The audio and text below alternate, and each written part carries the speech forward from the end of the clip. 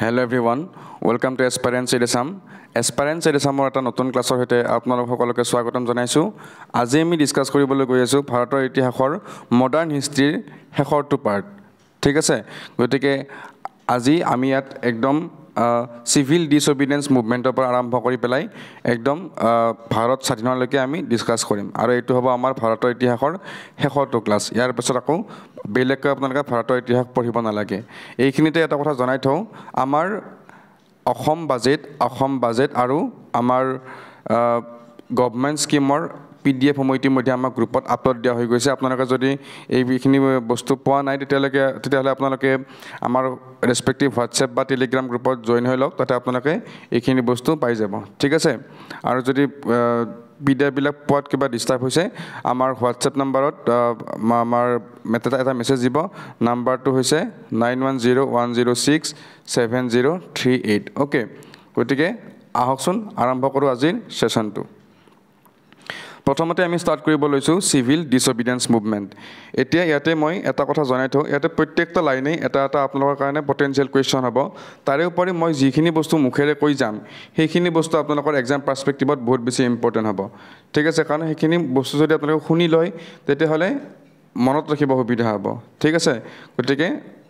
আৰম্ভ কৰিছো civil disobedience movement. প্ৰথমতে চাব লাগিব কিমান চনত, 1930 চনত। কিন্তু সিভিল ডিসঅবিডিয়েন্স মুভমেন্ট দুটা ফেজত হৈছিলে। ইয়াতে প্ৰথম সিভিল ডিসঅবিডিয়েন্স মুভমেন্ট মানে ফাৰ্স্ট ফেজটো হৈছিল 1930 আৰু after round table conference second ফেজটো আৰম্ভ হৈ গৈছিল। ঠিক আছে, গতিকে বুজি পাব আপোনালোকে যেতিয়া মই ভালদৰে গোটেইখিনি বস্তু ডিসকাস কৰিম। ঠিক আছে, এটা লিখা আছে, বিফোৰ starting the civil disobedience movement Gandhiji placed N 11-point ultimum before Irwin for administrative reform and stated that if Lord Irwin accept them, then there will be no agitation. Okay, এতিয়া আমাৰ কোৱা হৈছে যে সিভিল ডিসঅবিডিয়েন্স মুভমেন্ট আৰম্ভ হোৱাৰ আগতে মহাত্মা গান্ধীয়ে British চৰকাৰৰ সন্মুখত বা সেইখিনি সময়ৰ ভাইসৰয় লৰ্ড আৰউইনৰ সন্মুখত 11টা পইণ্ট দাঙি ধৰিছিল। আৰু সেই 11টা পইণ্ট যদি ব্ৰিটিছ চৰকাৰে মানি চলে তেতিয়াহ'লে কি হ'ব, আমাৰ যিখিনি মানুহ মুভমেন্টৰ কাৰণে প্ৰস্তুত হৈ আছিলে সেই মুভমেন্টখিনি তেওঁ মানে নকৰে আৰু, কাৰণ সেইখিনি আমাৰ মানে বেছিক কিছুমান ডিমাণ্ড আছিলে। ঠিক আছে, আৰু সেই 11টা ডিমাণ্ড কেনেকুৱা ধৰণৰ আছিল, আৰু যদি এইটো কথা তাতে জনাই দিছিলে যে যদিহে সেই ডিমাণ্ডখিনি তেওঁ একচেপ্ট নকৰে তেতিয়াহ'লে তেওঁ নেক্সট মুভমেণ্টটো আৰম্ভ কৰিবলৈ বাধ্য হ'ব। কাৰণ এনেকুৱা কিছুমান কাম চলি আছিল ব্ৰিটিছ চৰকাৰৰ অধীনত যিবিলাক কাম আমাৰ ভাৰতৰ নাগৰিকৰ পাৰ্সপেক্টিভত কোনো ধৰণৰ ইম্পৰ্টেঞ্চ নাছিল, তাৰ বিপৰীতে কিছুমান বেয়া প্ৰভাৱহে আছিল। গতিকে সেইখিনি বস্তু মহাত্মা গান্ধীয়ে নন ভাইলেন্স বা ৰিকুৱেষ্ট আকাৰে তেওঁলোকক কৈছিল যে এইখিনি বস্তু বন্ধ কৰিব লাগে। তাৰ ভিতৰত কিছুমান এনেকুৱা আছিল যে আৰ্মি বা চিভিল সাৰ্ভিসৰ লগত জড়িত যিখিনি খৰচ এক্সপেণ্ডিচাৰ, তাৰ যিটো খৰচ তাক 50% কমাই দিব লাগে বুলি কৈছিল তেওঁ। তাৰপাছত আমাৰ যিখিনি বিলাসী সুৰা বুলি নকওঁ বা বিদেশী সুৰা বুলি নকওঁ, সুৰা মানে ডাইৰেক্ট লিখা আছে টোটেল প্ৰহিবিশ্যন অফ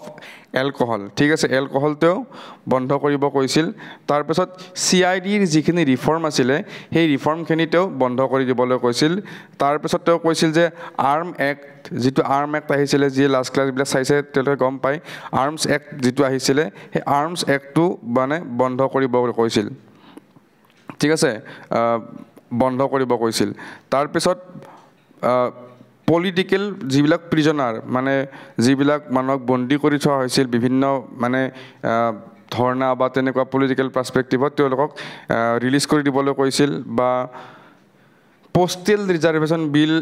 মানে এখন অনা কথা কৈছিল, পোষ্টেল ৰিজাৰ্ভেশ্যন। এনেকুৱা ভালেখিনি আছিলে, গোটেইখিনি এক্সামত নোসোধে আপোনালোকক। যদিহে আপোনালোকে আগন্তুক বেলেগ ডাঙৰ এক্সামৰ কাৰণে প্ৰিপাৰেশ্যন কৰে তেতিয়া মই এইখিনি বস্তু ভালকৈ বুজাই দিম বা শ্লাইডত লিখাই দিম। খালি আপোনালোকে এতিয়া এইখিনি মনত ৰাখিব যে 11টা পইণ্ট আছিলে তাতে। তাৰপাছত লৰ্ড আৰউইনে এইখিনি বস্তু ডাইৰেক্ট অপ'জ কৰিছিলে। ঠিক আছে, আৰু তাৰে ওপৰি মনত ৰাখিব লাগিব এই 11টা পইণ্টৰ ভিতৰত এটা পইণ্ট এনেকুৱাও আছিল, কাৰণ চিভিল ডিসঅবিডিয়েন্স মুভমেন্ট যিহেতু আমি পঢ়ি আছোঁ, কিহৰ কাৰণে পঢ়ি আছোঁ গম পাব লাগিব। ঠিক আছে, এনেকুৱা আছিল যে দুটা পইণ্ট যে আমাৰ যিখিনি লেণ্ড ৰেভিনিউ 50% কমাই দিবলৈ কৈছিল। ঠিক আছে, লেণ্ড ৰেভিনিউ 50% কমাই দিবলৈ কৈছিল। বা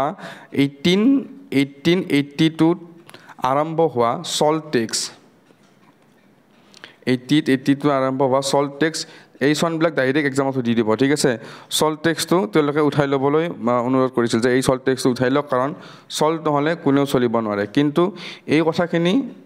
কথাখিনি ব্ৰিটিছ চৰকাৰে বা লৰ্ড আৰউইনে মানি ল'বলৈ অস্বীকাৰ কৰিছিল আৰু যাৰ কাৰণে মহাত্মা গান্ধীয়ে 1930 চনত 12 মাৰ্চত ঠিক আছে 12 মাৰ্চত গুজৰাটৰ আহমেদাবাদৰ সাবৰমতী আশ্ৰমৰ পৰা দাণ্ডিলৈকে এক পদযাত্ৰা আৰম্ভ কৰিছিল আৰু সেয়াই আছিল আমাৰ বিখ্যাত দাণ্ডি যাত্ৰা ঠিক আছে অসমত যদি আপোনালোকে চাই দাণ্ডি যাত্ৰা সেয়াই আছিল আমাৰ ভাৰতবৰ্ষৰ বিখ্যাত দাণ্ডি যাত্ৰা য'ত অসমৰ পৰা লীলাধৰ বৰুৱাইও অংশগ্ৰহণ কৰিছিল আৰু এই দাণ্ডি যাত্ৰা সম্পূৰ্ণৰূপে অহিংসাৰ মাধ্যমত চলিছিল ঠিক আছে আৰু ইয়াত 78 গৰাকী ফলোৱাৰ আছিলে তাৰপাছত গান্ধীজীয়ে মোটামুটিকৈ 375 কিলোমিটাৰ এইটো নুহুদে এক্সামত একদম ইম্পৰ্টেণ্ট নহয় খালি কিন্তু এইকেইটা আপোনালোকে মনত ৰাখিব 375 কিলোমিটাৰ খোজ কাঢ়িছিলে ঠিক আছে মনত ৰাখিব তাৰপিছত তেওঁ দাণ্ডিত গৈ পাই পেলাই তেওঁ কি কৰিছিল নিজ হাতেৰে নিমখ প্ৰস্তুত কৰি পেলাই এই যিটো চল্ট এক্ট অফ 1882 এইটো ভংগ কৰিছিল চিভিল ডিছঅবিডিয়েন্স মানে হৈছে অসমীয়াৰ আইন অমান্য যে আমি আইন নামানো ঠিক আছে আইন অমান্য কাৰণ এনেকুৱা কিছুমান আইন যদি আমাৰ আগত জাপি দিয়ে যিবিলাক আইনে আমাক আমাৰ ষ্টেণ্ডাৰ্ড অফ লিভিং হওক বা আমাৰ নৰ্মেল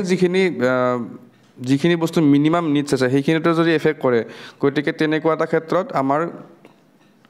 চিটিজেনখিনি আতংকিত হোৱাটো বাঞ্ছনীয় বা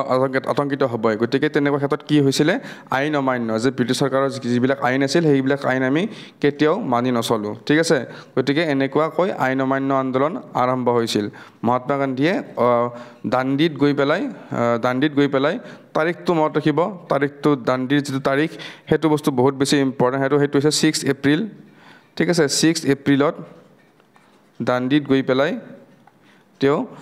নিজ হাতেৰে নিমখ প্ৰস্তুত কৰি এই আইন ভংগ কৰিছিল কাৰণ তাৰে আগলৈকে কেৱল ব্ৰিটিছসকলেহে এই লোন বা নিমখ প্ৰস্তুত কৰাৰ যিটো কি বুলি কয় পাৰ্মিশ্যন তেওঁলোকৰ হাততহে আছিল ঠিক আছে তাৰপিছত এই যেতিয়া দাণ্ডি যাত্ৰাত তেওঁ অংশগ্ৰহণ কৰিছিল তাতে তেওঁ পলিটিকেলি মানুহজন বহুত পণ্ডিত আছিল আমি সকলোৱে জানো কিন্তু কিছুমান বস্তু হয়তো আমি অকণমান যদি ভালকৈ চাবলৈ যাওঁ গান্ধীজীয়ে সেইখিনি সময়ত আমাৰ যিখিনি ওচৰে পাজৰে থকা মানুহ সকলোবিলাককে একেলগ কৰি চলিছিল কাৰণ তেওঁ এইটো বস্তু বুজি পাইছিল যে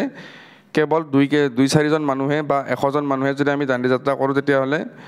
মানে কি এই দাণ্ডি যাত্ৰা কেতিয়াও সফল নহ'ব গতিকে তেওঁ কি কৰিছিলে যিমানখিনি মানুহ লগ পাইছিলে ওচৰে পাজৰে সকলোকে এই দাণ্ডি মাৰ্চত যোগদান কৰাৰ কাৰণে অনুপ্ৰাণিত কৰিছিল ঠিক আছে আৰু সেইখিনি সময়ত যিখিনি ফৰেইন জাৰ্নেলিষ্ট আমাৰ ইণ্ডিয়াত আছিল সেই ফৰেইন জাৰ্নেলিষ্টবিলাকক এই দাণ্ডি যাত্ৰাৰ বিষয়ে লিখিবলৈ তেওঁ অনুৰোধ জনাইছিল বা লিখিবলৈ তেওঁ কৈছিল এইটো কিয় কৈছিল যিমান যি নকৰিলেও ব্ৰিটিছ চৰকাৰে এটা বস্তু সদায় অকণমান মানে ভয় খাই চলিছিল যে তেওঁলোকৰ ইমেজটো বাহিৰৰ দেশত কেতিয়াও বেয়া হ'ব নালাগে ঠিক আছে যদিহে এনেকুৱা কথা বাহিৰত ওলাই যায় বাহিৰৰ দেশবিলাকত যে ব্ৰিটিছে য'ত শাসন কৰি আছে তাতে এনেকুৱা মানে আন্দোলন চলি আছে গতিকে তেতিয়া ব্ৰিটিছ চৰকাৰৰ ৰেপুটেশ্যনত অলপমান হ'লেও দাগ লাগিব আৰু যিটোৱে ব্ৰিটিছ চৰকাৰক এটা খোজ পিছুৱাই দিয়াৰ চান্স থাকিব ঠিক আছে আৰু সেইকাৰণে তেওঁ ফৰেইন মিডিয়াবিলাকক অনুৰোধ জনাইছিল বা নিউজ পেপাৰবিলাকক অনুৰোধ জনাইছিল যে ইয়াৰ বিষয়ে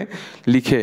ঠিক আছে গতিকে দাণ্ডি যাত্ৰাৰ বিষয়ে আমি এইখিনি বস্তু মনত ৰাখিবলগীয়া কথা তাৰে উপৰি দাণ্ডি যাত্ৰা মহাত্মা গান্ধীয়ে সাবৰমতী আশ্ৰমৰ পৰা দাণ্ডিলৈ কৰিছিল কিন্তু সেই সময়ত বহুত এনেকুৱা ব্যক্তিও আছিল যিবিলাকে মানে কি দাণ্ডি যাত্ৰাত অংশগ্ৰহণ কৰিব পৰা নাছিল ঠিক আছে কাৰণ বহুত দূৰত আছিল কমিউনিকেশ্যনৰ সুবিধা নাছিল তো সেইকাৰণে কি কৰিছিল তেওঁলোকে য'ত আছিল তাৰ পৰাই দাণ্ডি যাত্ৰাৰ বা এই আইন অমান্য আন্দোলনৰ মানে ছাপোৰ্ট কৰিছিল যেনেকৈ ধৰক এতিয়া ছাপ'জ চব এৰিয়াটো আকৌ সাগৰ নাথাকে তেওঁলোকে এই আইন অমান্য আন্দোলনৰ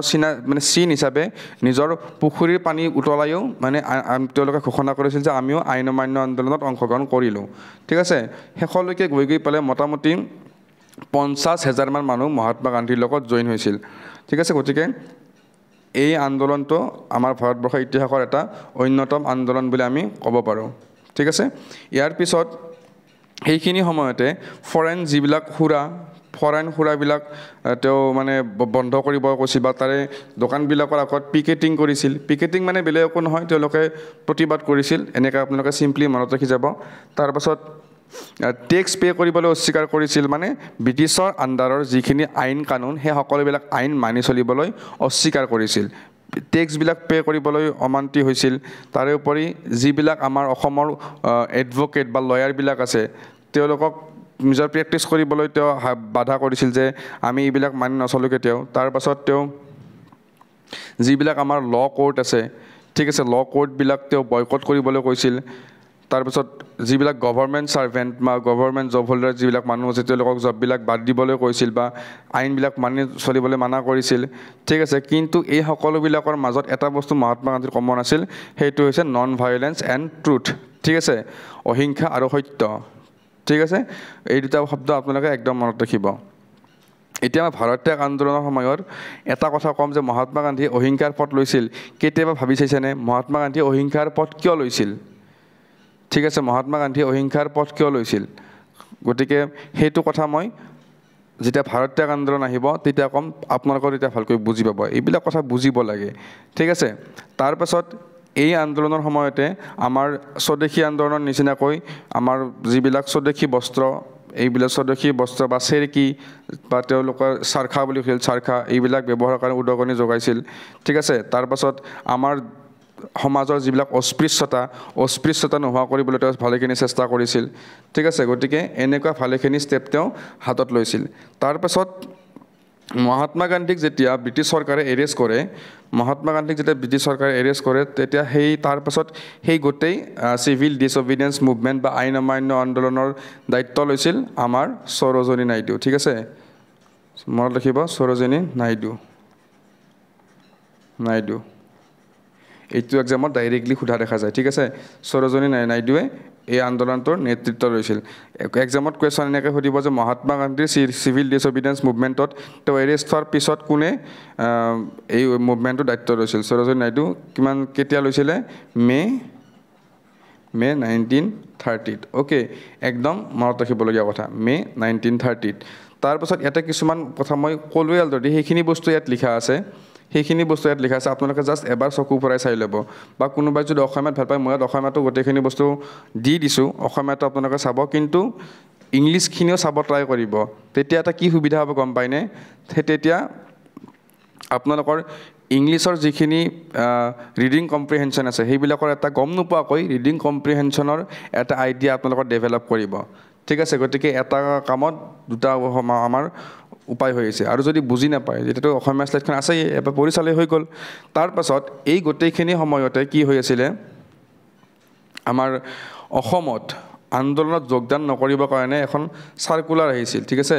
যিখন নাম আছিলে কানিংহাম চাৰ্কুলাৰখন নামটো লিখি ল'ব কানিংহাম চাৰ্কুলাৰ ঠিক আছে কানিংহাম চাৰ্কুলাৰ অসমত আহিছিল আৰু যাৰ চেয়াৰমেন কোন আছিলে আমাৰ J.R. কানিংহাম এও আছিলে চেয়াৰমেন কিমান চনত আহিছিলে 1930 আহিছিলে ঠিক আছে আৰু এই আইনখন এই চাৰ্কুলাৰখনৰ মতে আমাৰ যিখিনি অসমৰ বিশেষকৈ অসমত আহিছিলে এইখন অসমৰ যিখিনি ছাত্ৰ ছাত্ৰীসকলৰ গাৰ্জেন বা পেৰেণ্টছ তেওঁলোকক এইটো অনুৰোধ কৰিছিল যে ষ্টুডেণ্টবিলাকক কোনো ধৰণৰ মানে আন্দোলনৰ কাৰ্যসূচীত যোগদান কৰিব দিয়া নহ'ব বা তেওঁলোকে শ্ৰেণীবৰ্জন এনেকুৱা কাৰ্যসূচী কৰিবলৈ কেতিয়াও দিয়া নহ'ব ঠিক আছে গতিকে কানিংহাম চাৰ্কুলাৰৰ এইটো কথাই সুধিব যে কিমান চনত আহিছিলে আৰু চেয়াৰমেন কোন আছিলে ঠিক আছে আৰু কোনখন জেগাত আছিলে অসমত আছিলে মনত ৰাখিব এইটো কথা ভেৰি ভেৰি ইম্পৰ্টেণ্ট ঠিক আছে তো আমি যদি নেক্সট স্লাইডখনলৈ যাওঁ তাৰপিছত যেতিয়া এই আন্দোলনে ভালেখিনি গা কৰি উঠিছিলে তাৰপাছত আমাৰ ব্ৰিটিছ চৰকাৰেও এটা খোজ পিছুৱাই যাবলৈ বাধ্য হৈছিলে ঠিক আছে কাৰণ এই যিটো আন্দোলন আছিলে এই আন্দোলনৰ ফলশ্ৰুতি বহুত মানে ফলশ্ৰুতি দেখিবলৈ পোৱা গৈছিলে, যাৰ ভিতৰত আমি যদি ক'ব যাওঁ, আমাৰ যিটো সকলোৰে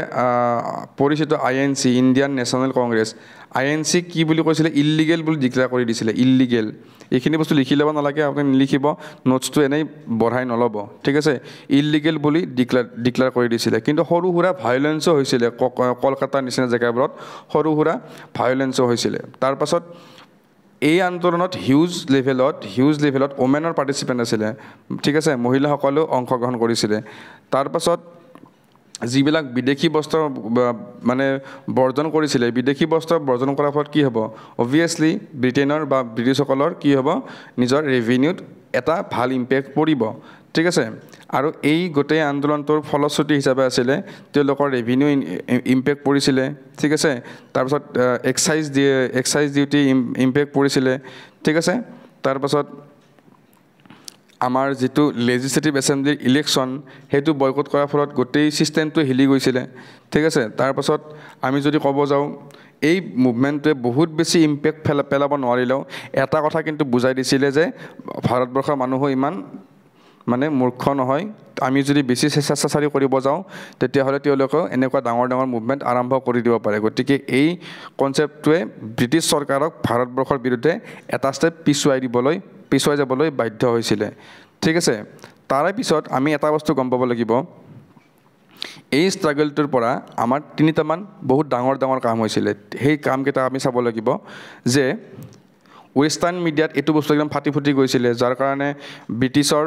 যি ইমেজ, যি ৰেপুটেশ্যন, সেয়া বাহিৰৰ দেশত লাহে লাহে কমি যাবলৈ ধৰিছিলে, যিয়ে ব্ৰিটিছক অকণমান ভয় খুৱাই দিছিলে। তাৰে পিছত আমাৰ যিখিনি ডিপ্ৰেছ ক্লাছ, আপোনালোকে যদি গম পায়, প্ৰথম যিবিলাক আন্দোলন হৈছিল সেইবিলাক আন্দোলনৰ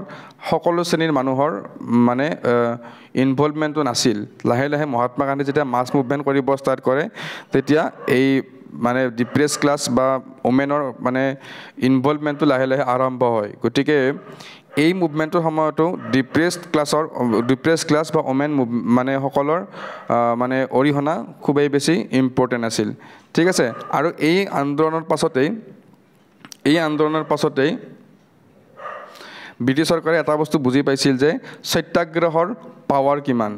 ঠিক আছে। সত্যাগ্ৰহৰ পাৱাৰ কিমান ব্ৰিটিছ চৰকাৰে বুজি পাইছিল, কাৰণ কোনো দোষ নকৰাকৈ কেৱল প্ৰতিবাদৰ ভিত্তিত কাকো এৰেষ্ট কৰিব নোৱাৰে, ঠিক আছে। যদিহে মানে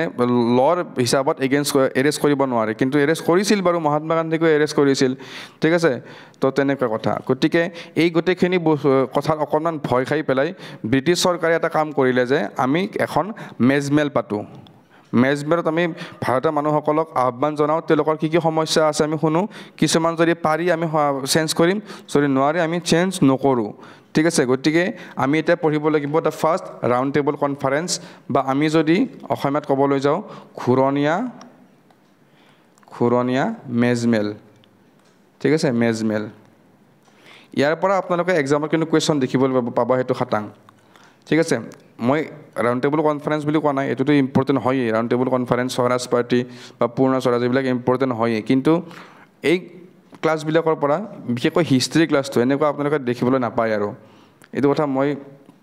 কনফিডেণ্ট নহয় বা মোৰ অহংকাৰো নহয়, কিন্তু আমি ইমান চেষ্টা কৰিছোঁ যে গম পায় যে কিমান দিন আগতে হিষ্ট্ৰী ক্লাছ আহিছিলে, আৰু ইমান দিন বহি বনাই আজি আকৌ হিষ্ট্ৰী ক্লাছ মই এটা লৈ আহিছোঁ। গতিকে কিবাটো এটা এফৰ্ট দিব ট্ৰাই কৰিছোঁ ন, গতিকে ক্লাছটো যদি ভাল পায় লাইক এটা কৰিব, ঠিক আছে। First round table conference, the first যিখন ৰাউণ্ড টেবল কনফাৰেঞ্চ, সেইখিনি সময়ত মহাত্মা গান্ধী ক'ত আছিল, জেলত আছিল। আৰু গতিকে ৰাউণ্ড টেবল কনফাৰেঞ্চ গোটেইকেইখনে ক'ত হৈছিল, লণ্ডনত হৈছিল, ঠিক আছে। এইটো কেতিয়াও ঘূৰণীয়া মেজমেল বুলি মানে লিখা আহিব পৰীক্ষাত, কেতিয়াও ভুল নকৰিব যে ভাৰতবৰ্ষত হৈছিল। ঘূৰণীয়া মেজমেলটো অসমীয়া নাম, কিন্তু গোটেইকেইখন মানে ঘূৰণীয়া মেজমেল ক'ত হৈছিলে, লণ্ডনতে হৈছিলে, ঠিক আছে। প্ৰথম ৰাউণ্ড টেবল কনফাৰেঞ্চ কিমান তাৰিখে হৈছিলে, 12 নৱেম্বৰ 1930 চনত। এডিআৰি পাৰ্চপেক্টিভত 12 নৱেম্বৰটো মনত নাৰাখিলেও কথা নাই, 1930টো কিন্তু বিশেষকৈ মনত ৰাখিব, ঠিক আছে। 1930টো বিশেষকৈ মনত ৰাখিব। তাৰপিছত এই যিখন মেজমেল, এই মেজমেলত মুছলিম লীগৰ ফালৰ পৰা মহম্মদ আলী, আগা খান, এই নামকেইটা মনত ৰাখিব ট্ৰাই কৰিব। জাষ্ট মুখস্থ নকৰিব, চাই যাওক, লিখি যাওক, এবাৰ চাব, এবাৰ লিখিব, মনত ৰৈ যাব। এক্সামত দেখিলে আপুনি টিক কৰি গুচি আহিব, সেইটো বস্তু গেৰাণ্টি আছে। খালি ৰিভিজনটো কৰিব, মুখস্থ কৰা বস্তু পাহৰি যায়, ঠিক আছে। আগা খান, ফজল হক, মহম্মদ আলী জিন্না, তাৰপিছত আৰু হিন্দু মহাসভা লিডাৰ হিচাপে মঞ্জে আৰু জয়কাৰ, এওঁলোক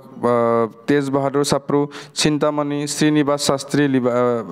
এওঁলোকে এটেণ্ড কৰিছিল। ঠিক আছে, তাৰপিছত প্ৰিন্সলি ষ্টেটবিলাকৰ পৰা প্ৰিন্স অফ হায়দৰাবাদ, মাইচৰ এওঁলোকে এটেণ্ড কৰিছিল। কিন্তু এই কনফাৰেন্সখনৰ পৰা কোনো আউটকাম অহা নাছিল। কিয় অহা নাছিল? কাৰণ অসমত গোটেই ফ্ৰীডম মুভমেণ্টটো কোনে লিড কৰি আছিল? ইণ্ডিয়ান নেশ্যনেল কংগ্ৰেছ বা স্পেচিয়েলি গান্ধী। ঠিক আছে, গান্ধী যিটো সময় যিখন মেজমেলত ৰাউণ্ড টেবল কনফাৰেন্সত ইণ্ডিয়ান নেশ্যনেল কংগ্ৰেছৰ কোনেও উপস্থিত নাছিল বা গান্ধীও তেতিয়া উপস্থিত নাছিল। গতিকে এইখিনি সময়ত কোনো ধৰণৰ চুক্তি বা তেনেকুৱা ধৰণৰ মানে কি একো ইম্পেক্ট আমি দেখিবলৈ পোৱা নাছিলোঁ। অ'কে, তাৰপিছত আমি এটা কথা জানিব লাগিব, অসমৰ পৰা ৰাউণ্ড টেবল কনফাৰেন্সত কোনে অংশগ্ৰহণ কৰিছিল সেইটো কথা এক্সামত বাৰে বাৰে সুধি থাকে। সেইটো আপোনালোকে মনত ৰাখিব। বহুতো জানে, চন্দ্ৰধৰ বৰুৱা। ঠিক আছে, চন্দ্ৰধৰ বৰুৱা তেওঁ অসমৰ পৰা ৰাউণ্ড টেবল কনফাৰেন্সত অংশগ্ৰহণ কৰিছিল। এইটো বস্তু বিশেষকৈ মনত ৰাখিব। অ'কে, এতিয়া আহিব the government now made attempt to negotiate an agreement with the Congress so' that it could attend round table conference. যিহেতু INC এবচেণ্ট থকাৰ কাৰণে ৰাউণ্ড টেবল কনফাৰেন্সখন ফেইল হৈছিলে। গতিকে এতিয়া নেক্সট কি কৰিব, মানে ব্ৰিটিছ গভৰ্ণমেণ্টে INCক অনুৰোধ জনাব যে আপোনালোকে ৰাউণ্ড টেবল কনফাৰেন্সখন এটেণ্ড কৰক, কাৰণ সেইখিনি সময়ত গোটেই ফ্ৰীডম মুভমেণ্টটো INCয়ে লিড কৰি আছিলে। ঠিক আছে, আৰু ইয়াৰ কাৰণে যিগৰাকী সেইখিনি আমাৰ ভাইচৰয়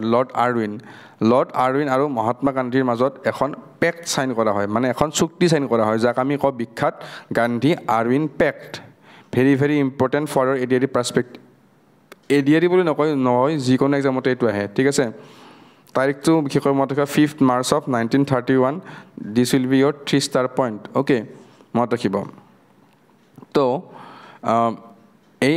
পেক্টখন বা এই চুক্তিখন চাইন কৰা হৈছিল কিয়? যাতে গান্ধীয়ে এগ্ৰী কৰে যে তেওঁ ৰাউণ্ড টেবল কনফাৰেন্সলৈ আহিব আৰু এই কনফাৰেন্সৰ পৰা এটা ভাল সুফল এটা মানে ৰিজাল্ট এটা আহিব। ঠিক আছে, আৰু এই চুক্তিখনৰ বিষয়ে যদি আমি পঢ়িব লাগে তাৰে বিষয়ে কোৱাৰ আগতে মই অসমীয়াত গোটেইখিনি বস্তু আকৌ এবাৰ দি দিছোঁ। ঠিক আছে, আপোনালোকে এবাৰ চাই লওক। ইয়াতে MA মানে হৈছে মহম্মদ আলী জিন্না। ঠিক আছে, এইবিলাক বস্তু আৰু এতিয়া মই ক'ব নাযাওঁ, আপোনালোকে জানে, মই যিবিলাকে ক্লাছবিলাক কৰি আছে জানে এইবিলাক কথা, মই এইখিনি বিশ্বাস আছে। কাৰণ যিকোনো কুৱেশ্যন সুধিলে তপতকৈ আপোনালোকে উত্তৰটো দিয়ে, খুবেই ভাল লাগে। Thank you. তো মই ভাবিছোঁ আপোনালোকৰ স্ক্ৰীণশ্বট মাৰা হৈছে। এতিয়া গান্ধী আৰউইন পেক্টত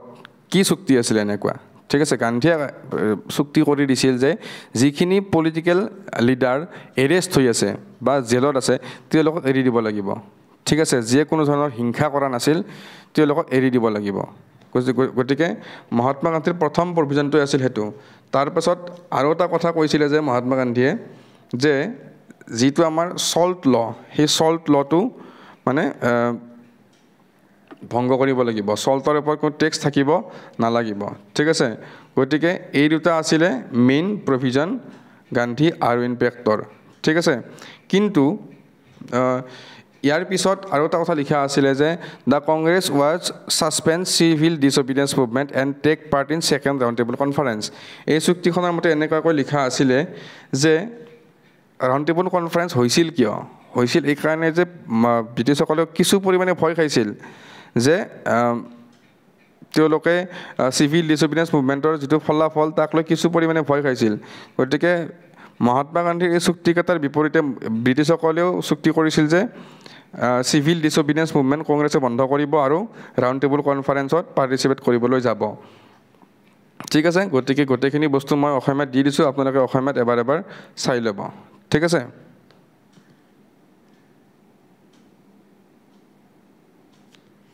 ইয়াৰ লগতে গান্ধীজীয়ে এই আৰউইন পেক্টত আৰু এটা কথা আহিছিলে, আমাৰ যি তিনিগৰাকী ৰিভলিউচনাৰী আমাৰ ভগত সিং তেওঁলোকক সেইখিনি সময়ত জেলত ৰখা হৈছিল। কিন্তু ব্ৰিটিছ চৰকাৰে এটা চুক্তি ধৰি দিছিলে যে আমি সকলোকে ৰিলিজ কৰি দিম, কিন্তু কথাটো কি এই তিনিগৰাকীক নামকেইটা আপোনালোকে জানে যদি কমেণ্ট ছেকশ্যনত জনাব। এই তিনিগৰাকীক ছেডিশ্যন এক্ট মানে দেশদ্ৰোহিতাৰ অপৰাধত বন্দী কৰা হৈছিলে। গতিকে তেওঁলোকক আমি কেতিয়াও মুক্তি দিব নোৱাৰোঁ আৰু গান্ধীয়ে সেইটো কথা মানি লৈছিল। ঠিক আছে, বহুতে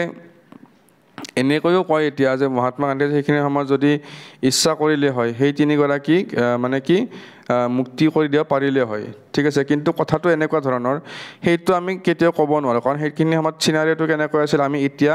কোনোপধ্যে গেছ কৰিব নোৱাৰোঁ এইবিলাক গেছ কৰাৰ কথা নহয়ও ঠিক আছে তাৰপিছত আহিলে যিটো গান্ধী আৰউইন পেক্ট এই পেক্টখন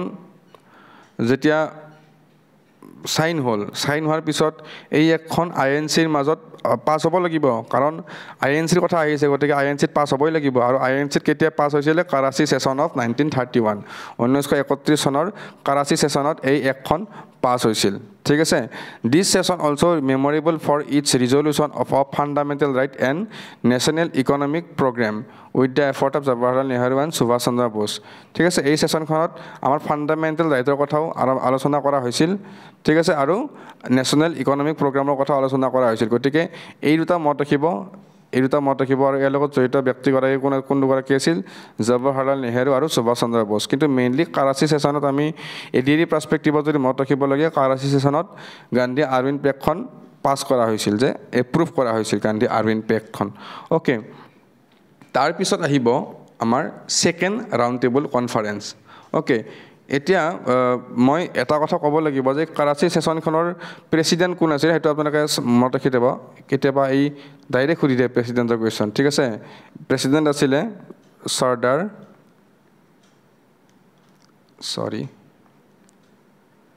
চৰ্দাৰ বল্লভভাই পেটেল মই শৰ্টকৈ লিখি দিছোঁ নামটো কৈ দিছোঁ আপোনালোকে জানিব চৰ্দাৰ বল্লভভাই পেটেল ওকে গতিকে মনত ৰাখিব আৰু আমাৰ ফাণ্ডামেণ্টেল ৰাইটৰ ভিতৰত কেনেকুৱা কিছুমান ৰাইট আছিলে free speech right to free speech and press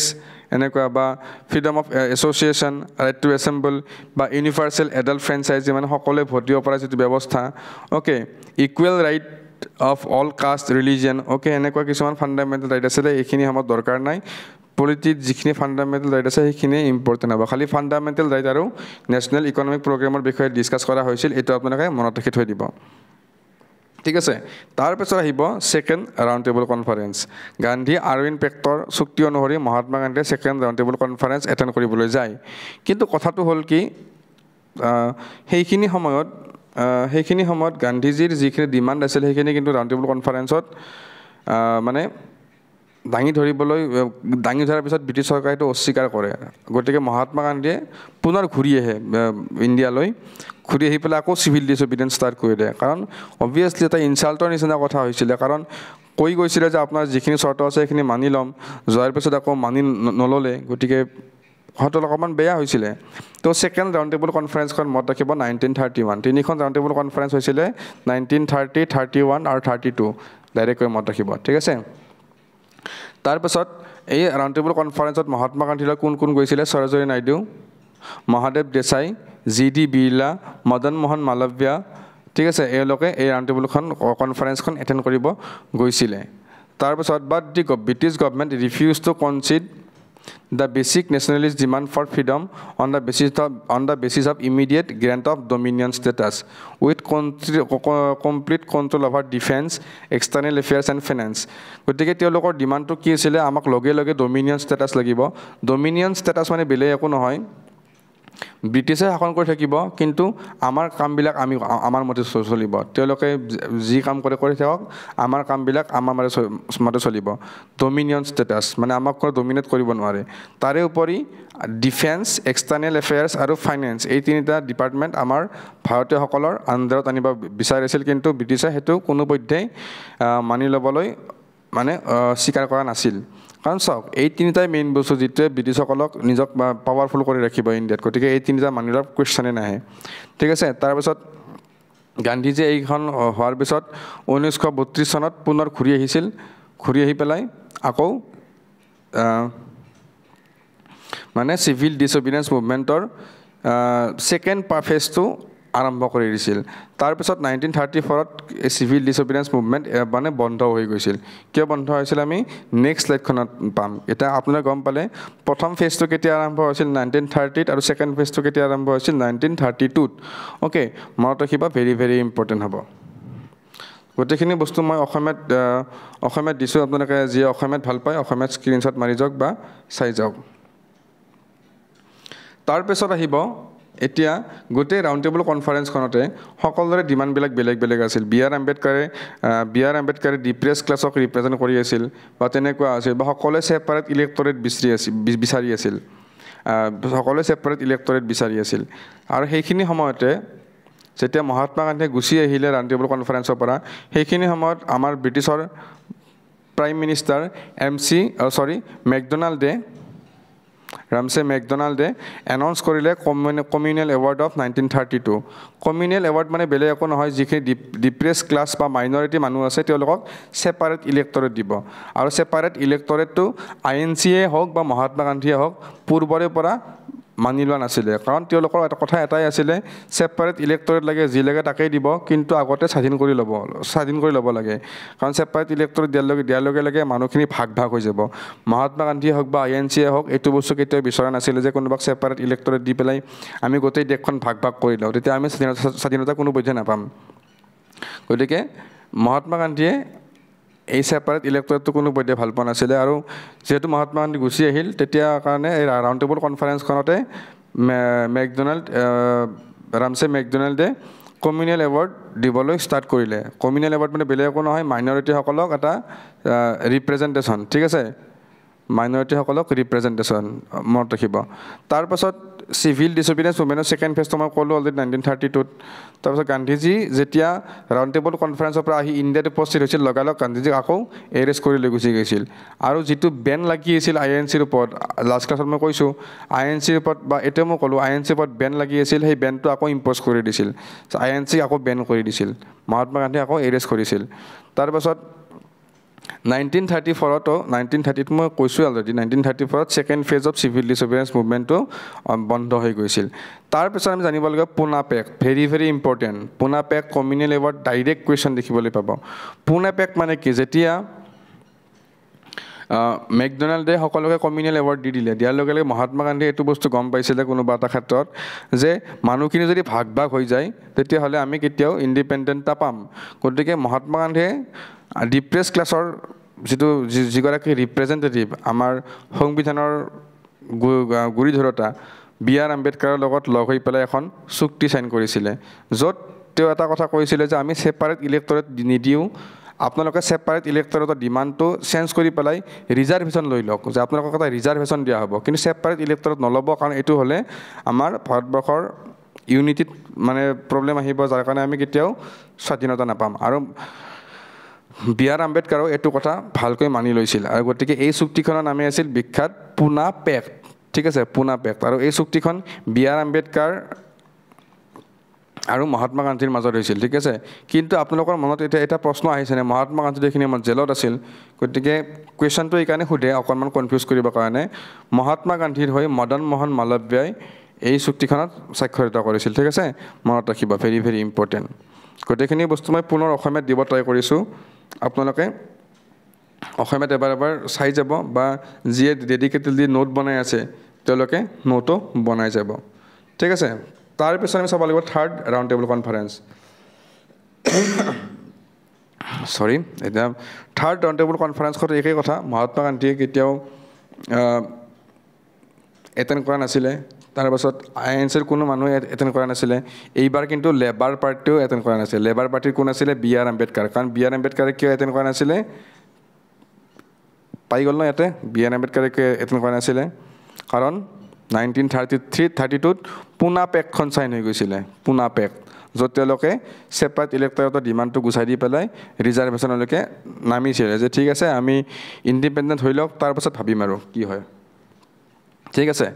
তাৰপাছত যেতিয়া চিভিল ডিছঅবিডিয়েঞ্চ মুভমেণ্ট শেষ হয় তাৰপাছত মহাত্মা গান্ধীয়েও INCৰ পৰা ৰিটায়াৰমেণ্ট লয় মনত ৰাখিব ৰিটায়াৰমেণ্ট হয় ইয়াত মই চনটো ধৰি দিয়া নাই ঠিক আছে চনটো মই ধৰি দিয়া নাই ইয়াতে গতিকে ইমান ইম্পৰ্টেণ্ট নহয় ঠিক আছে মই লিখিয়ে দিছোঁ বাৰু চনটো 1934 ৰিটায়াৰমেণ্ট লয় ঠিক আছে তাৰপাছত মহাত্মা গান্ধীয়ে যেতিয়া জেলৰ পৰা ওলাই আহি পেলাই তেওঁ নিজৰ যিটো য'ত আগতে আছিলে সেই জেগাটো চেঞ্জ কৰি পেলাই সত্যাগ্ৰহ আশ্ৰমলৈ তেওঁক নিজকে চিফ্ট কৰি লয় কাৰণ কিয় চিফ্ট কৰি লয় কাৰণ তেওঁ এখন চুক্তিত B.R. আম্বেদকাৰৰ লগত কথা দি উঠিছে যে স্বাক্ষৰিত কৰি উঠিছে যে তেওঁ মহাত্মা গান্ধীয়ে ডিপ্ৰেছ ক্লাছৰ উত্থানৰ কাৰণে কাম কৰিব বুলি তেওঁ চুক্তিত উল্লেখ কৰিছিলে গতিকে তেওঁ সেইকাৰণে ডাইৰেক্ট এইবাৰ কোনো ধৰণৰ স্বাধীনতা সংগ্ৰামৰ কথা নাভাবি ডাইৰেক্ট সেই ডিপ্ৰেছ ক্লাছৰ উত্থানৰ কাৰণে তেওঁ লাগিব আৰম্ভ কৰে কাৰণ তেওঁ কথা দিছিলে সেইকাৰণে আৰু সেইকাৰণে তেওঁ কি কৰিছিলে তেওঁ গোটেই ভাৰতবৰ্ষখনৰ এটা মোটামুটিকৈ ভালেখিনি জেগা তেওঁ টুৰ কৰিছিলে ক'ৰ পৰা ৱাৰ্ধাৰ পৰা নৱেম্বৰৰ 2033 চনৰ নৱেম্বৰত ৱাৰ্ধাৰ পৰা জুলাই 1934 তাৰিখকেইটা একদম মনত ৰখা দৰকাৰ নাই অলমষ্ট 2000 কিলোমিটাৰ তেওঁ গোটেই মানে কি ভাৰতবৰ্ষত মানে যাত্ৰা কৰিছিলে আৰু এই যাত্ৰাকে কোৱা হয় বিখ্যাত হৰিজন যাত্ৰা বুলি কোৱা হয় আৰু এই যাত্ৰা কিয় কৰিছিলে কাৰণ তেওঁ যিটো আমাৰ ডিপ্ৰেছ ক্লাছবিলাকৰ লগত যিটো আনটাচেবিলিটি থাকে সেই আনটাচেবিলিটিটো তেওঁ গুচাই দিব ইচ্ছা কৰিছিলে কাৰণ তেওঁ কথা দি উঠিছিলে B.R. আম্বেদকাৰক পুনা পেক্টৰ জৰিয়তে গতিকে এই আনটাচেবিলিটিৰ বিৰুদ্ধে যুদ্ধ কৰিবলৈ তেওঁ গোটেই ভাৰতবৰ্ষখন ভ্ৰমণ কৰিছিল আৰু তেওঁ এইখিনি সময়তে হৰিজন সেৱক সংঘ বা হৰিজন সেৱক সংঘ তেওঁ প্ৰতিষ্ঠা কৰিছিল আৰু তাৰ পৰা এখন নিউজ পেপাৰো পাব্লিছ কৰিছিল যাৰ নাম আছিল হৰিজন এই গোটেইকেইটা ডাটা বহুত বেছি ইম্পৰ্টেণ্ট আপোনালোকৰ এক্সামত সুধি দিব পাৰে ঠিক আছে সুধি দিব পাৰে মানে সুধি থাকেই এইবিলাক কুৱেশ্যন গোটেইখিনি বস্তু মই অসমীয়াত পুনৰবাৰ দিব ট্ৰাই কৰিছোঁ আপোনালোকে অসমীয়াত যি ভাল পাইছে অসমীয়াত চাই ল'ব এতিয়া আমি এইখিনি কথা পঢ়ি যদি আমি অকণমান B.R. আম্বেদকাৰৰ বিষয়ে নপঢ়োঁ তেতিয়াহ'লে বেয়া কথা হ'ব B.R. আম্বেদকাৰ ভেৰি ইম্পৰ্টেণ্ট তেওঁ মেইনলি মাহাৰ কাষ্ট বা দলিত কাষ্টৰ পৰা বিলং কৰে কাৰণ তেওঁ মত ৰাখিব এই কাষ্টৰ বিষয়ে সোধে এক্সামত ডাইৰেক্ট কুৱেশ্যন দেখিবলৈ পোৱা যায় 1945-46 চনৰ ভিতৰত তেওঁ গভৰ্ণৰ জেনেৰেলৰ এক্সিকিউটিভ কাউন্সিলৰ মেম্বাৰ আছিল ঠিক আছে তাৰপাছত তেওঁ অৰ্গেনাইজ কৰা সংগঠনসমূহ আছিল Indian labour party schedule caste federation আৰু পিপলছ এডুকেশ্যন ছ'চাইটি ঠিক আছে এই তিনিটা বস্তু সুধিব ডাইৰেক্ট সুধি দিব ঠিক আছে B.R. Ambedkar associated with ILP SCF আৰু PES আৰু INC তলৰ কোনটোৰ লগত B.R. আম্বেদকাৰ জড়িত নহয় ডাইৰেক্ট আপোনালোকে ঠিক কৰিব লাগিব মানে B.R. INCৰ লগত ঠিক আছে INCৰ লগত মানে প্ৰতিষ্ঠা কৰা নাছিল INC তেওঁ বাকী এইকেইটা তেওঁ প্ৰতিষ্ঠা কৰিছিল তাৰপিছতে আমাৰ কনষ্টিটিউশ্যনৰ ড্ৰাফটিং কমিটিৰ চেয়াৰমেন আছিল আমি জানো আৰু তাৰ ভিতৰত আমি জানিব লাগিব জৱাহৰলাল নেহৰু গভৰ্ণমেণ্টৰ 1947 পৰা 1951 লৈকে তেওঁ ল মিনিষ্টাৰো আছিলে এই ডাটাও আপোনালোকে মনত ৰাখিব গোটেইখিনি বস্তু মই পুনৰ অসমীয়াত দিব ট্ৰাই কৰিছোঁ যিয়ে অসমীয়াত ভাল পায় এবাৰ পঢ়ি যাব ঠিক আছে তাৰপিছত আহিলে গভৰ্ণমেণ্ট অফ ইণ্ডিয়া এক্ট 1935 ঠিক আছে গভৰ্ণমেণ্ট অফ ইণ্ডিয়া এক্ট 1935 এইখন এক্ট কিয় বেছি ইম্পৰ্টেণ্ট কাৰণ আমাৰ কনষ্টিটিউশ্যনৰ ভালেখিনি প্ৰভিজন এই এক্টখনৰ পৰাই লোৱা গৈছে আৰু সেই হিচাপৰ পৰা চাব গ'লে গভৰ্ণমেণ্ট অফ ইণ্ডিয়া এক্ট বহুত বেছি ইম্পৰ্টেণ্ট তাৰে ভিতৰত কি আছে শিডিউল 7 য'ত আমাৰ state list state federal list provincial list আৰু কনকাৰেণ্ট লিষ্ট বা বৰ্তমান সময়ত আমি চাবলৈ গ'লে চেণ্ট্ৰেল লিষ্ট বা ষ্টেট লিষ্ট বা কনকাৰেণ্ট লিষ্ট বুলি আমি কওঁ এইখিনি তাৰ পৰা আহিছিলে তাৰপাছত দিল্লীৰ ফেডাৰেল কোৰ্ট ইয়াৰ পৰা এই এক্টখনৰ জৰিয়তে আহিছিলে RBIৰ কথা আমি ক'ব পাৰোঁ দিল্লীৰ পৰা চীনখন মানে ছেপাৰেট হৈ গৈছিলে ছেপাৰেট ইলেক্টৰেট এইকেইটা কমিউনিটিক দিয়া হৈছে শিখ ইউৰোপিয়ানছ ইণ্ডিয়ান খ্ৰীষ্টিয়ান আৰু এংলো ইণ্ডিয়ানছ এইকেইটা এওঁলোকক দিয়া হৈছিল মনত ৰাখিব আৰু ভেৰি ইম্পৰ্টেণ্ট আমাৰ অসমৰ ষ্টেট গভৰ্ণমেণ্টৰ এক্সামৰ কাৰণে যে বাৰ্মাখন ছেপাৰেট হৈছিলে ইণ্ডিয়াৰ পৰা মানে বাৰ্মা যেতিয়া তাৰ আগতে আমাৰ ইণ্ডিয়াৰ লগতে আছে কাৰণ আমি মানসকলৰ কথা পঢ়িছিলোঁ নে গতিকে মানসকলৰ কথা আমি অসম হিষ্ট্ৰীতো পঢ়িছোঁ ইণ্ডিয়ান হিষ্ট্ৰীতো কিছু পৰিমাণে পঢ়িছোঁ গতিকে মানসকল ছেপাৰেট হৈ গৈছিলে ইণ্ডিয়াৰ পৰা আৰু ডাইৰেক্ট ইলেকশ্যন হৈছিলে 1937 ডাইৰেক্ট ইলেকশ্যন হৈছিলে মই আছাম পলিটি ক্লাছতো এইবিলাক কথা উল্লেখ কৰিছোঁ ঠিক আছে কিন্তু এই গভৰ্ণমেণ্ট অফ ইণ্ডিয়া এখন INCয়ে মানে ৰিজেক্ট কৰিছিলে ৰিজেক্ট কৰাৰ কাৰণটো এনেকুৱা ধৰণৰ আছিল যে গোটেই আমাৰ প্ৰভিন্সিয়েল গভৰ্ণমেণ্টটো তিনিটা ভাগত ভাগ কৰাই দিয়া হৈছিল ঠিক আছে তিনিটা ভাগত ভাগ কৰাই দিয়া হৈছিল বা আপোনালোকে চিম্পলি এনেকৈ মনত ৰাখিব যে ইয়াতে চেণ্ট্ৰেল গভৰ্ণমেণ্টতকৈ আমাৰ প্ৰভিন্সিয়েল গভৰ্ণমেণ্টবিলাকক বেছিকৈ পাৱাৰ দিয়া গৈছিল ঠিক আছে প্ৰভিন্সিয়েল গভৰ্ণমেণ্টবিলাকক বেছিকৈ পাৱাৰ দিয়া গৈছিল গতিকে এইটো বস্তু কোনোপধ্যেই মানে একচেপ্ট কৰিব পৰা নাছিল তাৰপাছত সেইকাৰণে জৱাহৰলাল নেহৰুৱে কৈছিল যে a machine with strong brake মই লিখি দিছোঁ a machine with strong brake and no engine মানে চলাতকৈ বেছিকৈ ৰখাবহে ট্ৰাই কৰে আমাক, চলাতকৈ বেছিকৈ ৰখাবহে ট্ৰাই কৰে। ইঞ্জিন নাই কিন্তু ব্ৰেকটো কিন্তু পূৰা আছে, এনেকুৱা তাৰমানে এটা। তাৰপাছত আৰু এটা কথা কৈছিলে তেওঁ, চাৰ্টাৰ অফ স্লেভেৰী মানে দাসত্বৰ প্ৰস্তাৱ, এনেকুৱা কিবা এটা নেহেৰুৱে কৈছিলে। ডাইৰেক্টলি এক্সামত সুধি দিব যে এই লাইনটো কোনে কৈছিলে বা এই লাইনটো কোনখন এক্টৰ লগত জড়িত, ঠিক আছে। গতিকে এইখিনি বস্তু বহুত বেছি ইম্পৰ্টেণ্ট, ঠিক আছে, মনত ৰাখিব, একদম পাহৰি নাযাব। তাৰপিছত আমি যদি নেক্সট পঢ়িবলৈ যাওঁ, অসমীয়াত দিছোঁ মই, আপোনালোকে স্ক্ৰীনশ্বটটো মাৰি যাওক। এইখিনি বস্তু মই এতিয়া লিখিছিলোঁৱেই, চৰি, আগতে লিখা খাই গ'ল। গতিকে এইখিনি বস্তু আপোনালোকে লিখি ল'ব এতিয়া আৰু, অ'কে। তাৰপাছত আমি চাব লাগিব INC ছেশ্যন বা ইণ্ডিয়ান নেশ্যনেল কংগ্ৰেছৰ ছেশ্যন হৈছিলে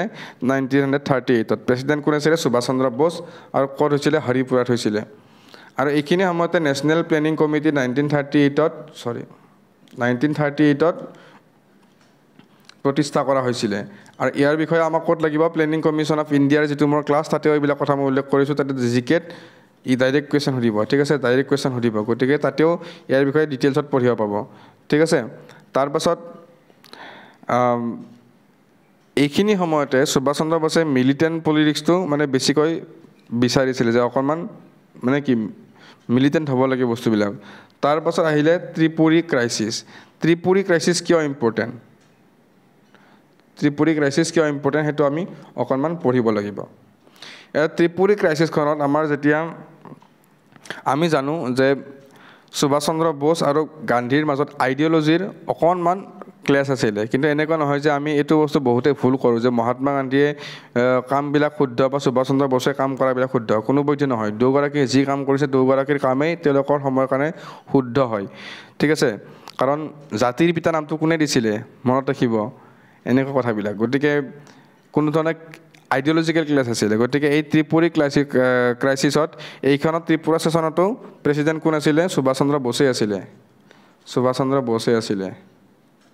ঠিক আছে। কিন্তু এই ত্ৰিপুৰী ক্ৰাইচিছত মানে যিখিনি লেফটিষ্ট সকল, যিবিলাকে লেফ্ট উইঙত বিশ্বাস কৰিছিল, তেওঁলোকে কংগ্ৰেছৰ ভিতৰতে ফৰৱাৰ্ড ব্লক বুলি এটা কংগ্ৰেছৰ ভিতৰতে সংগঠন এটা স্থাপন কৰিছিল, ফৰৱাৰ্ড ব্লক। এইটো কথা ডাইৰেক্টলি সুধিব এক্সামত, চনটো সুধিব, মানুহগৰাকীৰ নাম সুধিব কোনে, ঠিক আছে। সুভাষ চন্দ্ৰ বোসে ফৰৱাৰ্ড ব্লক,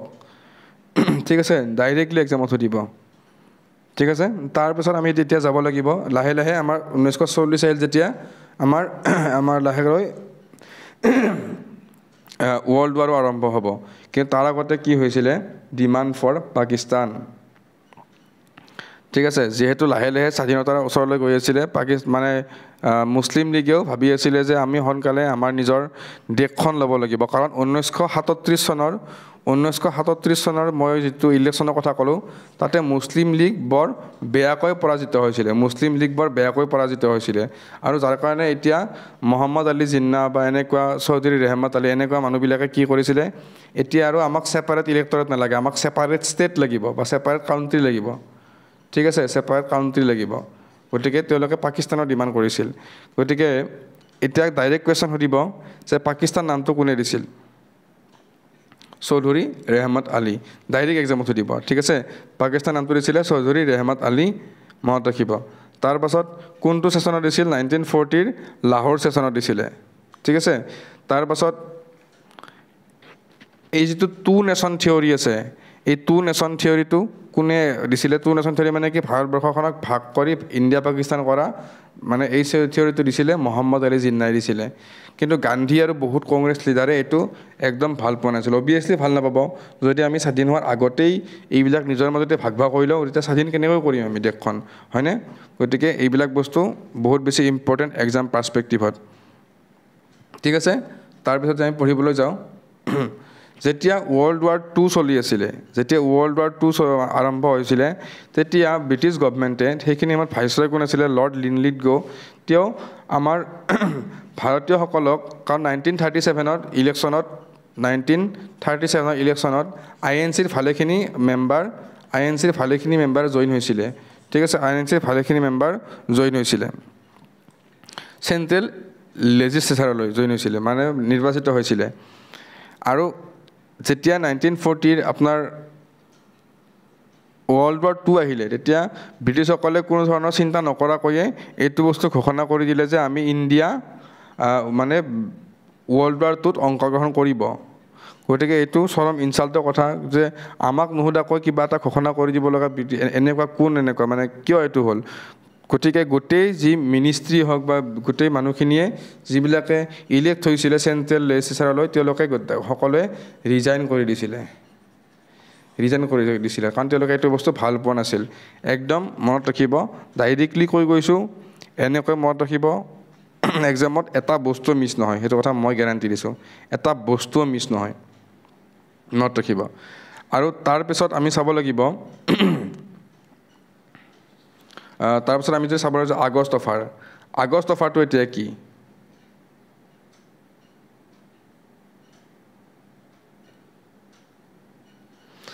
আগষ্ট অফাৰ আমি চাব লাগিব সেইখিনি আমাৰ গভৰ্ণৰ জেনেৰেল বা কোন আছিল লৰ্ড লিনলিথগ ভাইচৰয় আছিলে লৰ্ড লিনলিথগ তাৰপাছত আগষ্ট অফাৰেও যেতিয়া সকলোবিলাক আমাৰ ভাৰতীয় মানুহ ব্ৰিটিছৰ এগেইনষ্ট হৈ গৈছিল কাৰণ সেইখিনি World War II চলি আছিল গতিকে সেইখিনি সময়ত ব্ৰিটিছৰ অৱস্থাও বৰ বেয়া অৱস্থাত আছিল গতিকে তেওঁলোকে ভাবিছিল যে আমি এটা অফাৰ দিওঁ সকলোকে অফাৰ দিওঁ যে তেওঁলোকে যাতে এই গোটেই যিটো আমাৰ কি বুলি কয় World War আছে তাতে যাতে ইণ্ডিয়াক ছাপোৰ্ট কৰি থাকে সেইখিনি সময়ত গতিকে তেওঁলোকে এটা অফাৰ লৈ আহিলে লৰ্ড লিনলিথগ সেইটো কোৱা আছিল আগষ্ট অফাৰ কাৰণ এইটো আগষ্টৰ 8 তাৰিখে আহিছিলে কাৰণে এইটো আগষ্ট অফাৰ বুলি কোৱা হয় ঠিক আছে মনত ৰাখিব আৰু এই আগষ্ট অফাৰত কি লিখা আছিলে প্ৰথম লিখা আছে ডমিনিয়ন ষ্টেটাছ মই লিখিছোঁ ডমিনিয়ন ষ্টেটাছ তাৰপিছত লিখা আছে আমাৰ যিখিনি ভাইচৰয়ৰ এক্সিকিউটিভ কাউন্সিলৰ যিখিনি মেম্বাৰ তাতে ইণ্ডিয়ান মেম্বাৰৰ সংখ্যা আকৌ বৃদ্ধি কৰিব লোভ দিছিলে আমাক ঠিক আছে তাৰপাছত এখন ৱাৰ এডভাইজৰী কাউন্সিল বনোৱা হ'ব য'ত ইণ্ডিয়ানসকল থাকিব কাৰণ যিখন ৱাৰ ইণ্ডিয়া মানুহবিলাকক নুসুধাকৈ তেওঁলোকে এনাউন্স কৰি দিছিলে গতিকে সেইটো কথাত ইণ্ডিয়ানসকল অফেণ্ডেড হৈছিলে গতিকে তাকেই ঠাক দিবৰ কাৰণে তেওঁলোকে কি কৰিছিলে যে ৱাৰ এডভাইজৰী কাউন্সিল এখন বনাব বুলি কৈছিলে তাৰপিছত কনষ্টিটিউৱেণ্ট এছেম্বলি বনাব বুলি কৈছিলে কিন্তু কথাটো এনেকুৱা হ'ল INC এইটো বস্তু একদম ৰিজেক্ট কৰি দিছিলে ঠিক আছে কিয় ৰিজেক্ট কৰি দিছিলে কথাটো এনেকুৱা ধৰণৰ যে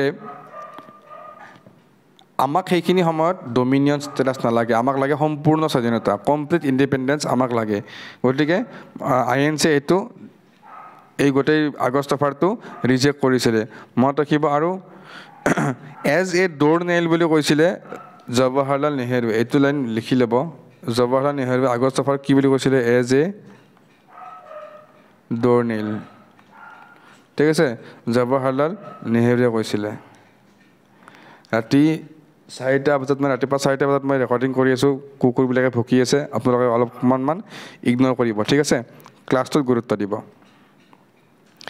তাৰপিছত মহাত্মা গান্ধীয়ে 1940 চনত সকলোকে অনুৰোধ জনাইছিলে সকলোৱে ব্যক্তিগতভাৱে সত্যাগ্ৰহ মুভমেণ্ট আৰম্ভ কৰক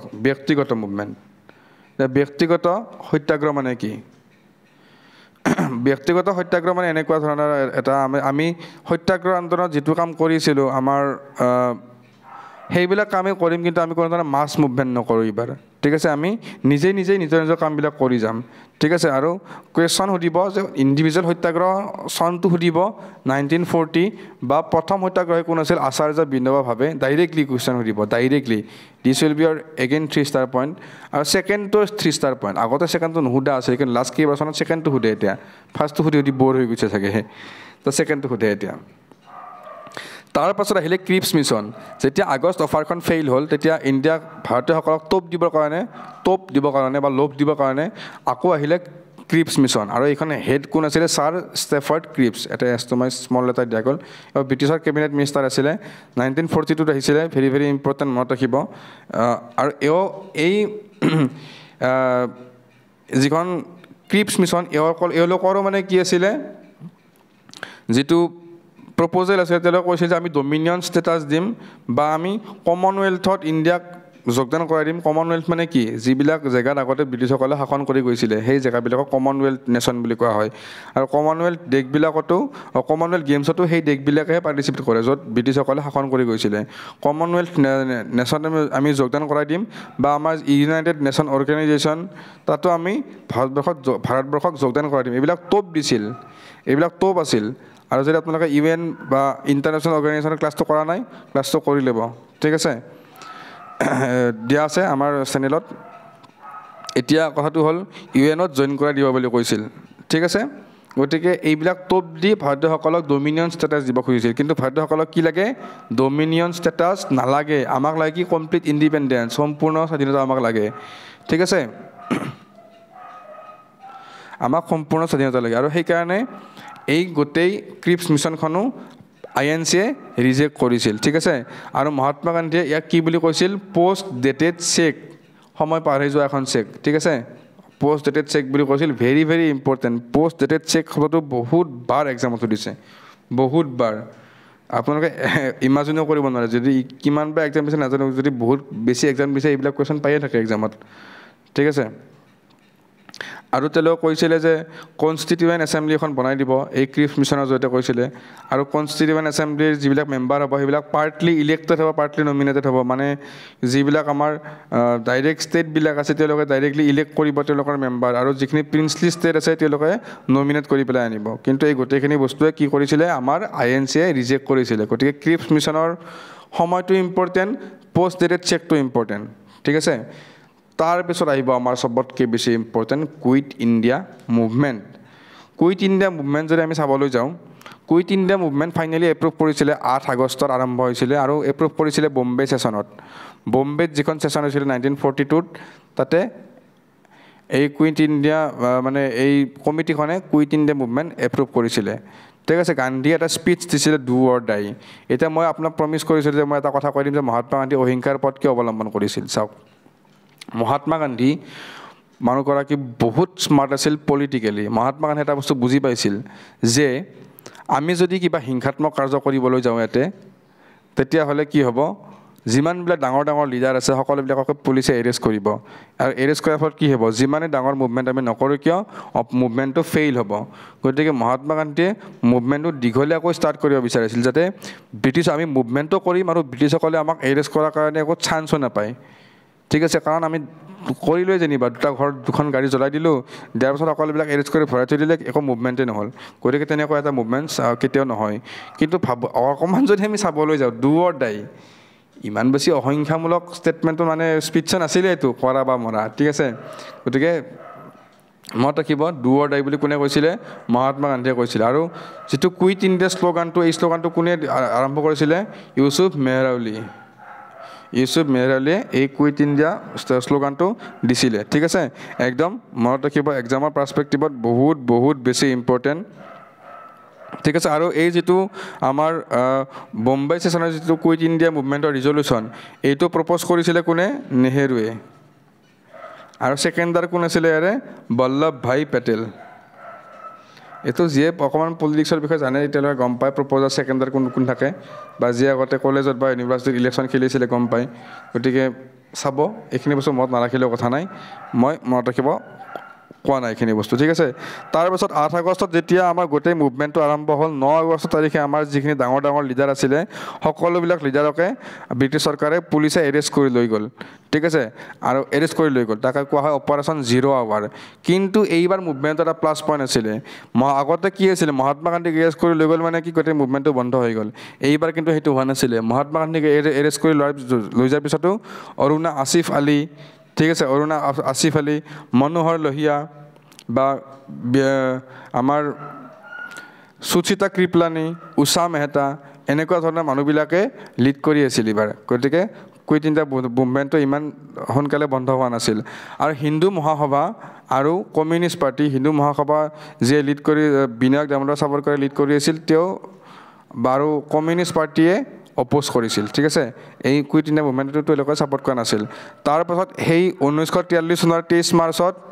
অল ইণ্ডিয়া মুছলিম লীগে পাকিস্তান ডে চেলিব্ৰেট কৰিছিল ইমান ডাঙৰ মুভমেণ্ট হৈছে তেওঁলোকৰ ভয় এটাই আছিল যে কিবাকৈ যদি আমি ছেপাৰেট ষ্টেট পোৱাৰ আগতে ভাৰতখন স্বাধীন হৈ যায় আমি ইয়াতে পচি মৰিব লাগিব তেওঁলোকে তেনেকৈ ভাবিছিল তেওঁলোকক খালি এটা ধান্দা আছিল যে আমাক পাকিস্তানখন একেলা কৰি দিব লাগে বাকী যি হয় হ'ব আৰু এনেকুৱা আছিল তেওঁলোকে পাকিস্তান ডে চেলিব্ৰেট কৰিছিল এইটোও মনত ৰাখি যাব তাৰপিছত 1943 চনত গোটেইখিনি বস্তু অসমত মই দি দিছোঁ 1943 চনত আমাৰ বেংগলত দুৰ্ভিক্ষ হৈছিল কিয় দুৰ্ভিক্ষ হৈছিল কাৰণ 1942 চনত চাইক্লন এটা আহিছিল বা ঘূৰ্ণী বতাহৰ ফলত আমাৰ শস্য পাতি বিনষ্ট হৈছিল প্লাছ ব্ৰাউন স্পট ডিজিজ বুলি এটা ৰোগ আহিছিলে যিটো আমাৰ শস্যবিলাকৰ ওপৰত সেই ৰোগটোৱে বহুত শস্য নষ্ট কৰিছিল তাৰপিছত যেহেতু সেইখিনি সময়ত বিশ্বযুদ্ধ চলি আছিল দ্বিতীয় বিশ্বযুদ্ধ চলি আছিল গতিকে ইনফ্লেশ্যনো চলি আছিল গতিকে এইকাৰণে মানে কি বা আমাৰ কলেৰা আৰু টিবিও মানে মহামাৰী আহিছিল সেইখিনি সময়ত গতিকে এইবিলাক কাৰণৰ কাৰণে বেংগলত ফেমাইন হৈছিল বা দুৰ্ভিক্ষ হৈছিল ডাইৰেক্ট সোধে বেংগল ফেমাইন কিমান তলৰ কোনটো চনত হৈছিলে ঠিক আছে 1943 এক্সামত কাৰণে বহুত বেছি ইম্পৰ্টেণ্ট তাৰপাছত আহিলে চি ৰাজাগোপালাচাৰী ফৰ্মুলা বা এইটো আমি যদি ক'ব যাওঁ ৰাজাজী ফৰ্মুলা বুলিও কওঁ ঠিক আছে ৰাজাজী ফৰ্মুলা বুলিও কওঁ এতিয়া আমি এই ফৰ্মুলাটোৰ বিষয়ে পঢ়িব লাগিলে আমি এটা বস্তু গম পাব লাগিব যে আমাৰ চক্ৰৱৰ্তী ৰাজাগোপালাচাৰীয়ে এটা কথা কৈছিল যে আমাৰ যিখিনি জেগাত মানে আমাৰ ৱৰ্ল্ড ৱাৰ II শেষ হোৱাৰ পিছত যিখিনি জেগাত মুছলিম মেজৰিটি আছে তেওঁলোকৰ মানুহবিলাকক নিজেই ডিচাইড কৰিব দিব আপুনি ভাৰতত থাকিব নে আপুনি পাকিস্তানত থাকিব ঠিক আছে মানে আল্টিমেটলি এও কি কৰিছিলে কোনোবা এটা ক্ষেত্ৰত ভাৰতখন বিভাজন হোৱাটোৱেই মানে ভাবি লৈছিল যে বিভাজন হ'বই আৰু উপায় নাই ঠিক আছে গতিকে INC এইটো কি কৰিছিলে ৰিজেক্ট কৰিছিলে কাৰণ যেতিয়াই ভাৰতবৰ্ষত ভাগ হোৱাৰ কথা আহিব INC ৰিজেক্ট কৰি থাকিব কিন্তু ফাইনেলি ভাগ হ'ব তেওঁলোকে ৰখাব নোৱাৰে এইটো তাৰপিছত 1945 আহিলে ৱেভেল প্লেন আৰু চিমলা কনফাৰেন্স ঠিক আছে কিন্তু এই দুখনেও ইমান বেছি জানিব লগা নাথাকে ইয়াতে এই দুখনৰ বিষয়ে আপোনালোকে মনত ৰাখিব যে কিমান চনত আহিছে এইটো মনত ৰাখিব আৰু স্বাধীনতাত মানে এই সমস্যাবিলাক যে আছে যে দুখন হ'ব নে এখন হ'ব এইবিলাক বস্তু কোনো এখন মানে প্লেনেয়ে মানে ডাইৰেক্ট সফলতাৰে কিবা এটা সমাধান দিব পৰা নাছিল কোনো এখন পৰা নাছিল বা ৱেভেল প্লেনেই হওক বা যিকোনো প্লেনেই হওক পৰা নাছিল ঠিক আছে গতিকে মনত ৰাখিব ৱেভেল প্লেনৰ সময়টো কি আছিলে 1945 তাৰপিছত আমি যদি চাবলৈ যাওঁ RIN মিউটিনি ঠিক আছে আমি সুভাষ চন্দ্ৰ বসুৰ কথা গম পাওঁ সুভাষ চন্দ্ৰ বসুৰ যিটো ইণ্ডিয়ান নেশ্যনেল আৰ্মি এই ইণ্ডিয়ান নেশ্যনেল আৰ্মিক যেতিয়া মানে বিচাৰ কৰা হৈছিলে সেই বিচাৰৰ ৰায়ৰ ওপৰত ভিত্তি কৰিয়ে ৰয়েল ইণ্ডিয়ান নেভিয়ে ব্ৰিটিছৰ এগেইনষ্টত বিদ্ৰোহ ঘোষণা কৰিছিলে ইয়াতে বিশেষ এখন সোধে RIN মিউটিনিৰ সময়টো সুধিব 1946 মই এসোপামান জাবৰ আপোনালোকৰ মূৰত দি পেলাই মাথাটো ভৰাই থ'ব ইচ্ছা কৰা নাই সেইকাৰণে মই ইয়াতে লিখাইছোঁ কম মুখেৰে কৈছোঁ বেছি ঠিক আছে মনত ৰাখিব মুখেৰে কৈছোঁ বেছি গতিকে এইটো বস্তু ইম্পৰ্টেণ্ট মনত ৰাখিব আৰু 1946 পাছতে আমাৰ ইংলেণ্ডত চৰকাৰ সলনি হ'ল লেবাৰ পাৰ্টিৰ চৰকাৰ আহি গ'ল আৰু নতুন প্ৰাইম মিনিষ্টাৰ কোন হ'ল ক্লেমেণ্ট এটলি ঠিক আছে আৰু ক্লেমেণ্ট এটলিয়ে প্ৰাইম মিনিষ্টাৰ হোৱাৰ পিছতে ভাৰতলৈ পঠাই দিলে কেবিনেট মিছন কিমান চনত আহিছিলে মনত ৰাখিবা দুটাই চনটো ইম্পৰ্টেণ্ট তাৰিখটো ইম্পৰ্টেণ্ট 3 ষ্টাৰ পইণ্ট লিখি যাব 3 ষ্টাৰ পইণ্ট গতিকে কেবিনেট মিছন প্লেন এনাউন্স কৰিছিল আৰু তিনিগৰাকী মেম্বাৰ ইণ্ডিয়ালৈ পঠাই দিছে যাৰ মাজত আছিলে পেট্ৰিক লৰেন্স যি আছিল secretary for the state of India তাৰপিছত ছাৰ ষ্টেফৰ্ড ক্ৰিপছ আৰু AV আলেকজেণ্ডাৰ এওঁলোক তিনিগৰাকী ভাৰতবৰ্ষলৈ আহিছিল ঠিক আছে কংগ্ৰেছে প্ৰথমতে এই যিটো কনষ্টিটুৱেণ্ট এছেম্বলিৰ আইডিয়া যিটো কেবিনেট মিছনত আছিল ঠিক আছে কনষ্টিটুৱেণ্ট এছেম্বলি আইডিয়া এইটো একচেপ্ট কৰিছিল ঠিক আছে তাৰপিছত প্ৰথম যিটো ছেশ্যন কনষ্টিটুৱেণ্ট এছেম্বলি সেইটো কিমান চনত হৈছিলে 9 ডিচেম্বৰ 1946 ভেৰি ভেৰি ইম্পৰ্টেণ্ট এইটো আমাৰ হিষ্ট্ৰী বুলি নহয় পলিটি ক্লাছতো এইটো ইম্পৰ্টেণ্ট ঠিক আছে পলিটি ক্লাছতো এইটো ইম্পৰ্টেণ্ট তাৰপাছত আমাৰ আহিলে কি এইখন ছেশ্যনৰ প্ৰেচিডেণ্ট কোন আছিলে সচিদানন্দ সিনহা আৰু কেবিনেট মিছন প্লেনক কি বুলি কোৱা হয় ষ্টেট পেপাৰ বুলিও কোৱা হয় ঠিক আছে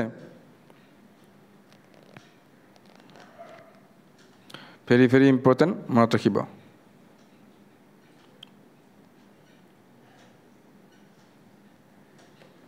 এক ছেকেণ্ড, কিবা এটা মোৰ ৰৈ যোৱা যেন লাগিল, ৰ'ব এক ছেকেণ্ড হা।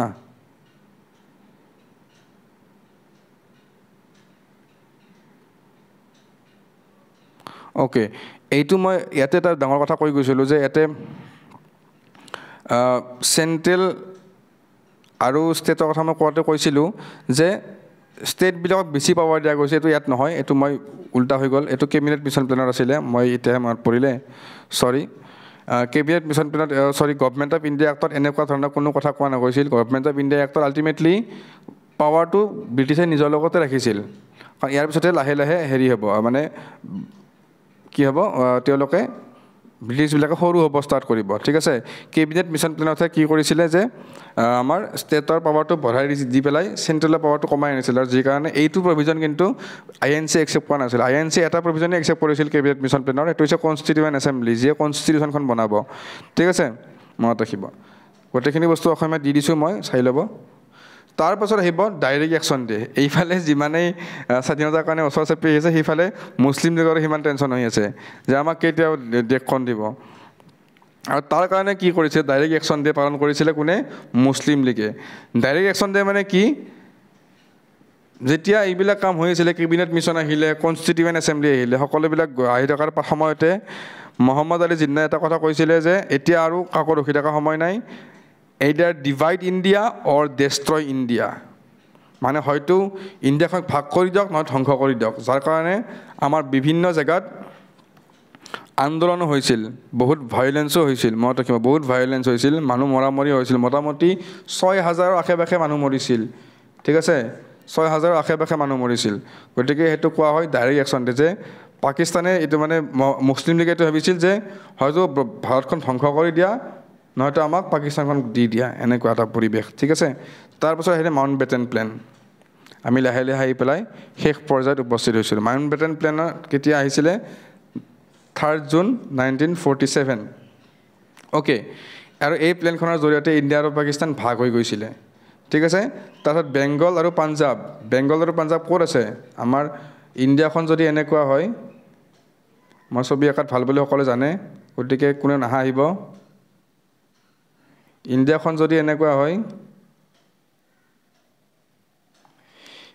এইখিনি হয় বেংগল আৰু এইখিনি হয় আমাৰ পাঞ্জাৱ, ইয়াতে আছে পাকিস্তান, ইয়াতে আছে বাংলাদেশ, এইখিনি আছে বাংলাদেশ, ঠিক আছে। গতিকে এইখিনি বস্তু পাকিস্তানে লৈ গৈছিল আৰু এইখিনি বস্তু পাকিস্তানে